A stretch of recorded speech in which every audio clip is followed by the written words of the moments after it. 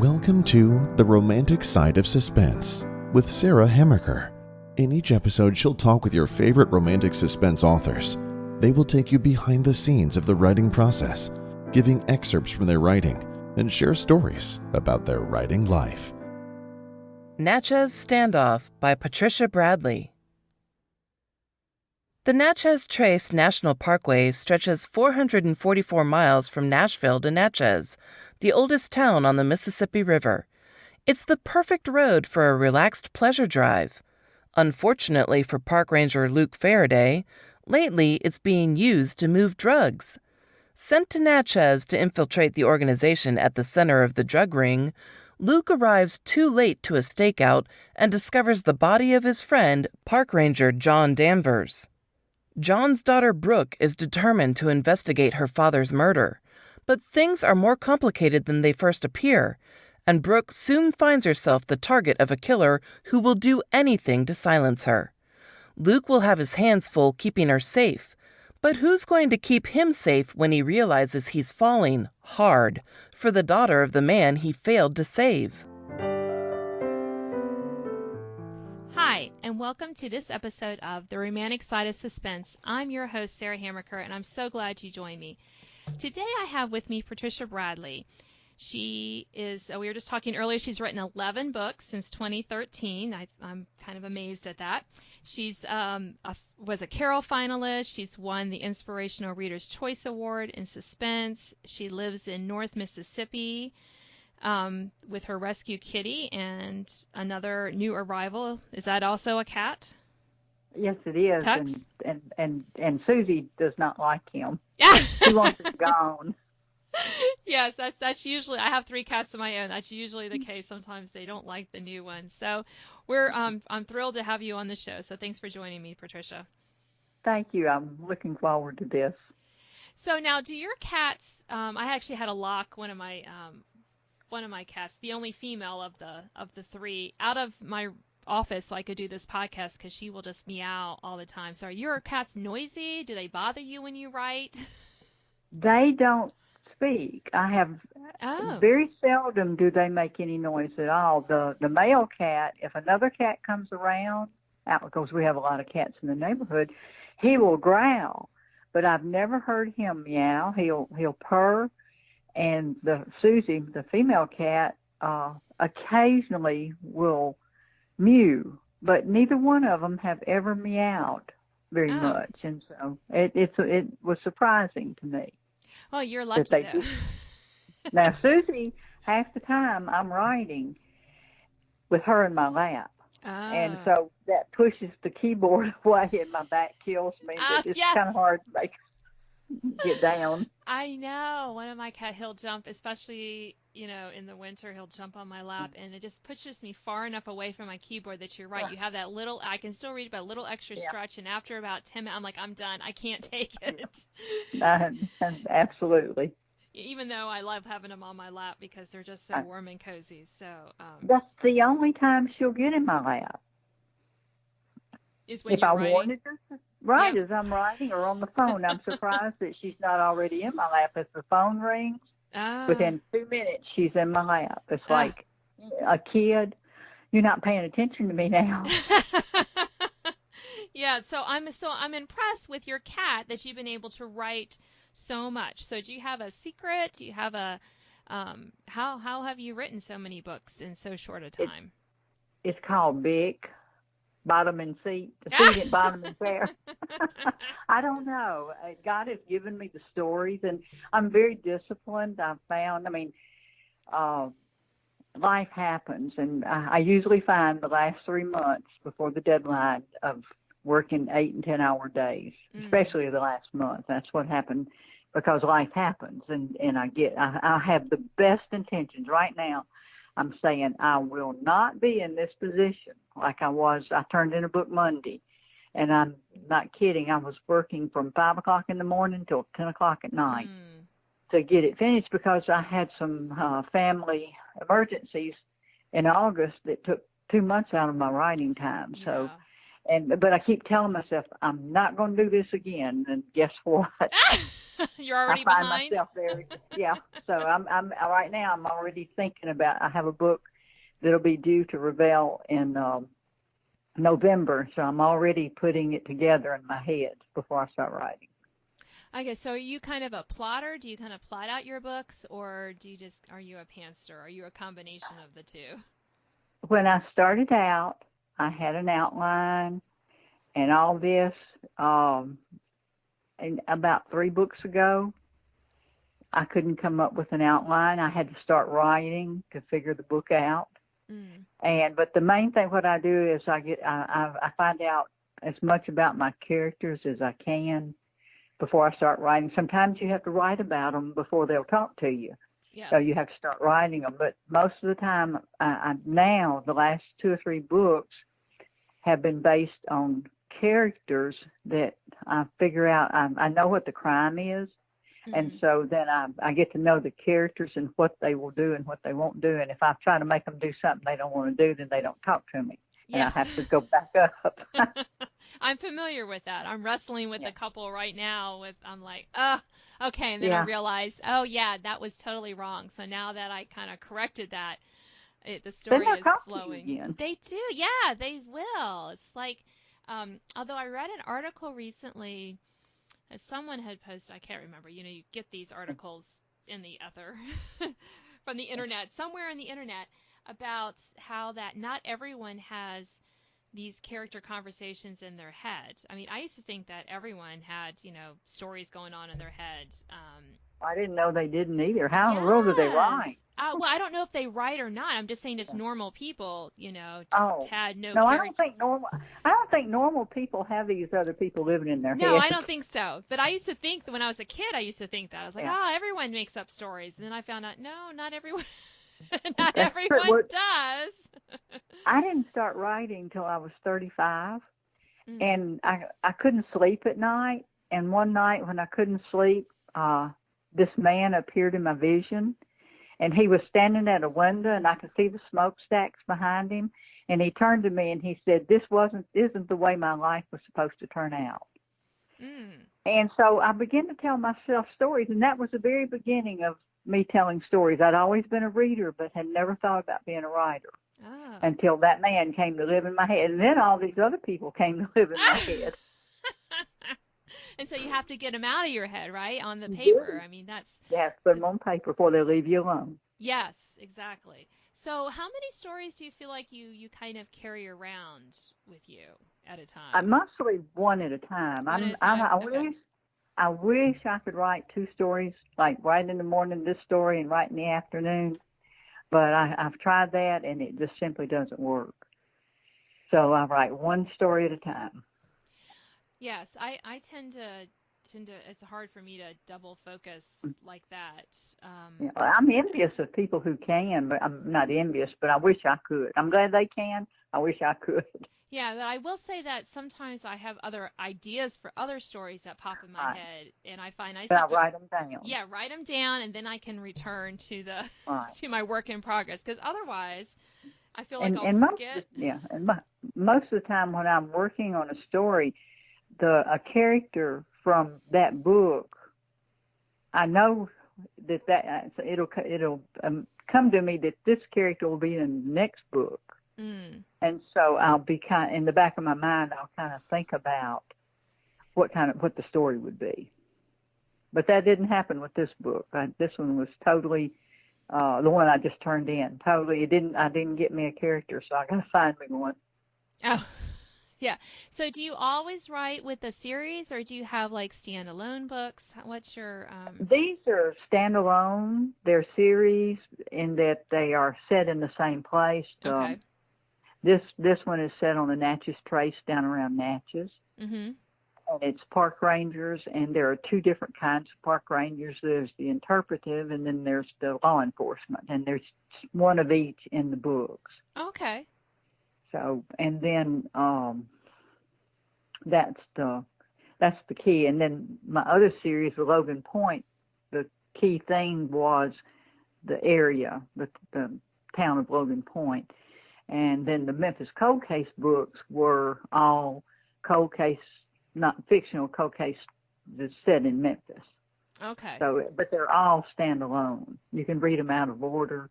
The first series, not so much, because if I had known what I was doing back then, I would have written book 1 and 3 and then 2 and 4. Mm. So, because they are. I mean, you can read them. They have the story lines are totally wrapped up, and I usually just take a character from one book and put them in another book. Right, like a secondary character Right. of some sort. Yeah, secondary character becomes the main character of the next. So it sounds like you have a lot of yours set in Tennessee and Mississippi mostly. Is that because that's where I noticed you live in North Mississippi? Is that what you're familiar with, or? Well, I wasn't familiar with Natchez. I've been down there several times. That's in South Mississippi, and I love it down there. I think I would move there in a heartbeat. And then my next series after this series is going to be set near the coast. So, okay. So I like to set it in this area because it's so rich with murder and stuff. I don't know if that's a good tourist selling point, Patricia. No, I think not. Come to Mississippi where there's a lot of murder and where you may have to run for your life. Yes. I also grew up in Memphis, and that's one reason that I set a book there, my series there. And I had ready help because I knew I had a contact on the Memphis Police Department, actually in the cold case unit. Oh, that's helpful. He was the cold case unit. Yeah, that's often I find that's the case, right? There's usually one or two people who do the cold cases. So how do you develop your contacts then in law enforcement? It's just people you've known. This is always curious to me. How people. This one find I called. How did I? I called the Memphis Police Department and asked for homicide and told them I was writing a book and I needed. No, that was another time. I think I just called and asked, and they put me in touch with their PR people, and he met me, and then he took me and introduced me to the cold case guy, and we've actually become friends since then. Oh, that's nice.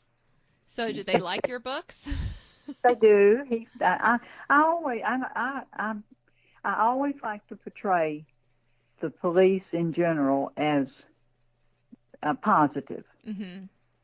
And there might be a bad one in the bunch, sometimes there is, but most of the time I don't. They like that I don't. I'm not negative toward them. Right. Yeah. Well, I can see why that would be helpful for especially if you're wanting them to be your contact person. Right. Hey, come read this book where I bash police like all the time. Yeah, sure. This will make everyone feel good. Yeah, because I'm sure they, feel, it's a tough job, So it is, and I don't make them the redneck sheriff. I rarely ever have anybody like that. Because, I know too many policemen here in Mississippi. I know too many, and they're not. They're very professional. Right. And, and they've been to the academy, and it's not like it used to be. Now, I have known some redneck sheriffs in the past. Wow. Who were bullies. Yes. So, but I try not to portray any of my law enforcement because they have enough negative publicity as it is. So. Right. Yeah, exactly. And, I think a lot of them, are probably heroes in your book, and they are my heroes. They are your heroes, right? So, yeah, because your law, I've read a few of your books, Patricia. In your law, mostly you do have the law enforcement as the hero or the heroine in your books. Yeah, I like to do that. We have enough other villains we can pull from. Yes. That is so true. I prefer the ordinary person. I kind of like them kind of getting sucked into, but that's just the way I like to write some of my books. So I always find it fascinating how you pick, professions for your characters. So do you I have... always wanted to be a park ranger. Okay. So now you get to pretend like you're one, right? That's true. Always, in one of the one of them, I can't remember anymore. She would climb rocks. She was a rock climber. I've always wanted to do that. So I did it through that. Yeah, my family and I went to, we're camping in West Virginia, and we went rock climbing there, and it was a lot harder. I mean, I knew it would be hard, but I have like no upper body strength. I'll just be honest here. And I was like, oh, this is not going to go work well. This is not going to look pretty. No. I was just glad because I have 4 kids. So with the 6 of us, we made our own like group. So it was just like us and the guide, which was fantastic. Yeah. So nobody else could see my, pathetic attempts to climb the rock. So I know what you mean. Yeah. I keep saying I go on a cruise with my agency a lot of times, and they have this rock climbing wall. And I keep saying I'm going to climb it. I have yet to do it, but I keep saying it. It is kind of fun. I like the rappelling down. That was a lot of fun. That would be the best part. Yeah, so I managed to get up a little far enough that I could rappel a little bit down, but there's no way I was making it to the top. The top of that really short, and everyone else is like, "Come on, Mom." I'm like, "No, I can't do it." So I might have to have a rock climber in one of my books just so I can vicariously, Absolutely. Well, we are almost out of time, Patricia. Is there anything else that you want to talk about? And I know that our readers can hear more about Standoff, which is coming out in May. But is there anything else about your writing that you'd like to share before we end our podcast today? Oh, goodness, no. Just that it's awfully hard work. But it's very rewarding. There's no high quite like when you're in the zone and you're writing. And the words are coming. There's nothing quite like it, I don't think. Yeah, I agree. It is, and it's just something so satisfying of knowing that when you finally have that book out and knowing that someone else is going to read it, and you just hope that they like it. They hope that they enjoy the characters as much as I've enjoyed them, because I really do. I'm only sad to say goodbye to them. I know it. I know. That's hard to do. Yes. Well, thank you for being my guest today, Patricia. Thank you so much. I've really enjoyed this. You've been listening to The Romantic Side of Suspense. I'm your host, Sarah Hammerker, and I've been talking to Patricia Bradley. She's a Carol finalist and the winner of an Inspirational Reader's Choice Award in Suspense. She's written 11 books. Her newest one is Standoff, which is out in May. So you can find out more about that and links to connect with her with this podcast. So I hope you join me next time. Now an excerpt from Natchez Standoff by Patricia Bradley. New Orleans, Louisiana. What had he gotten himself into? Brandon Marlar leaned back in his chair and chewed his thumbnail. His dad had warned him the last time he'd caught him hacking. Son, breaking into someone's files you have no business being in is wrong, and it's going to get you in trouble. Just don't come crying to me when it does. But hacking was as addictive as the heroin he'd been hooked on 2 years ago, and when he'd found an open port in the Boudreaux Enterprises system, Brandon couldn't help himself. Not after he cracked the password in less than 2 minutes. Didn't make it right, though. Brandon jiggled his legs, hesitating as the keyboard lured him. Now that he'd found one secret file, he might as well go all in. Sucking in a breath, he hunched over the computer again, his fingers flying across the keys as he unlocked another file. A spreadsheet popped up on the screen, listing banks he'd never seen in his job as bookkeeper for Justin Boudreaux. He straightened his back and massaged his tight muscles. Just to make sure his assumptions were correct, he copied a number in one of the columns and opened Google. Sure enough, the search engine returned hits for Fidelity Trust in the Cayman Islands. He repeated his search with numbers from another row. Another financial institution, this one in Switzerland. He totaled the accounts. At least 30. Brandon pulled up another file that listed dates, locations, and deposits. When he brought up both files side by side on his screen, it all clicked into place. He was looking at a classic case of money laundering. The company he worked for was blending funds and then depositing the laundered money in offshore accounts. Brandon drew in a shaky breath. Oh boy. Maybe all of this was legitimate, and maybe the Golden Gate Bridge was for sale. Justin Boudreau was a powerful man. Even with these files, who would believe a 22-year-old ex-heroin junkie? And he mentally erased the if, when Boudreau discovered he'd hacked into the company's computer system, Brandon didn't want to think what might happen. His dad. He'd take the information to him, and he would know what to do. Brandon removed the flash drive and shut down his computer. He could be in Natchez in 3 hours.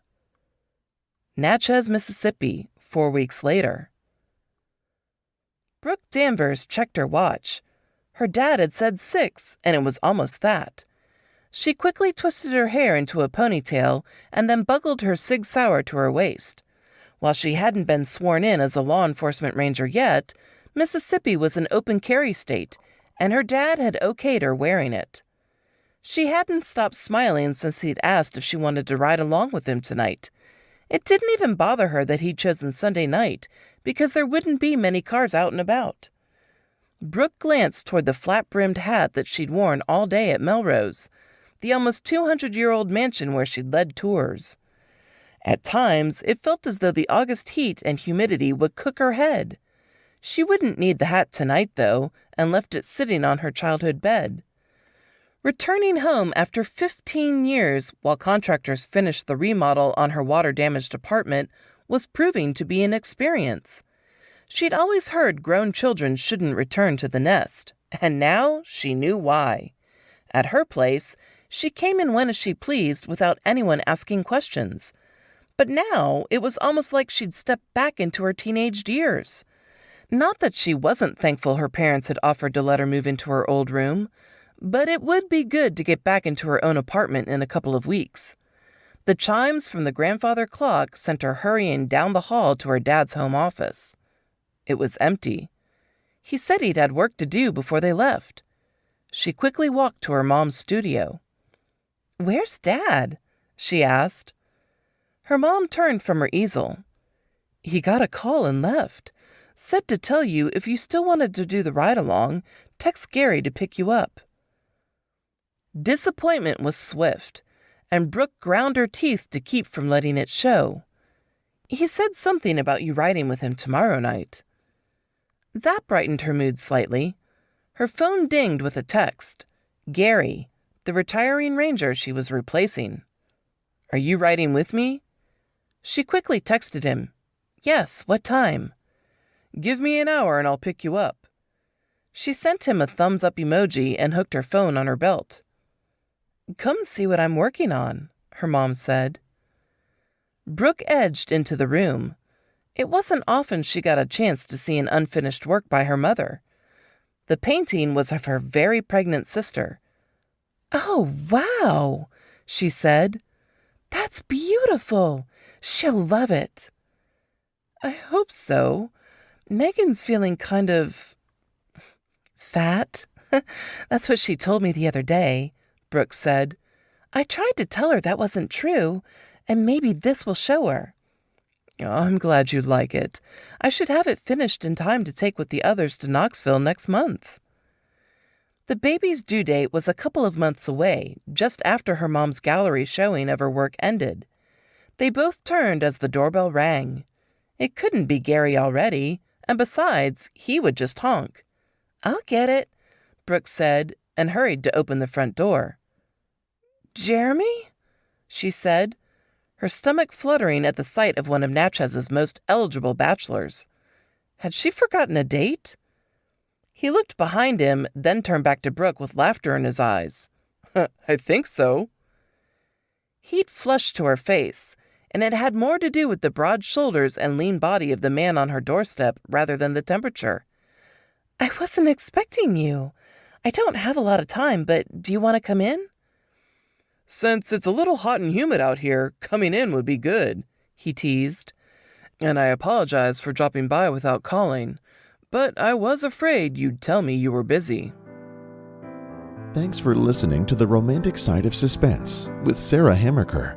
If you enjoyed this episode, please leave a review. You can sign up to receive notifications of upcoming podcasts and listen to previous editions at sarahhammakerfiction.com.